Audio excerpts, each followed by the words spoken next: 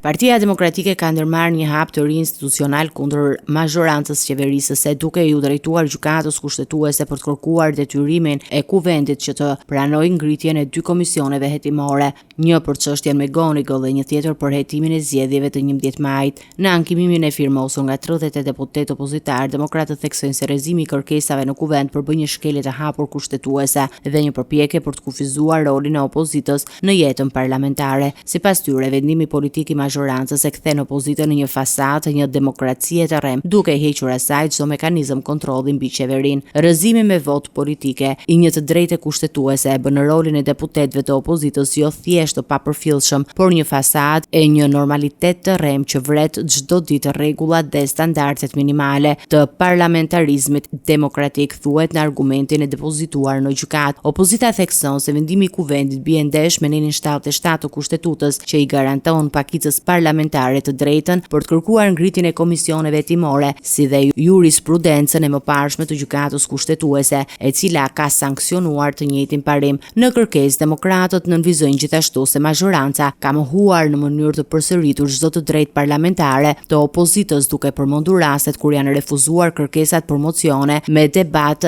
dhe interpelancë me kryeministrin apo me ministrat e kabinetit qeveritar. Tashmë pritet që gjykata kushtetuese të vendosë nëse do të pranojë shqyrtimin e kërkesës së opozitës, e cila e sheh këtë si një provë të rëndësishme për mbrojtjen e parimeve të shtetit ligjor dhe funksionimit demokrat të kuvendit.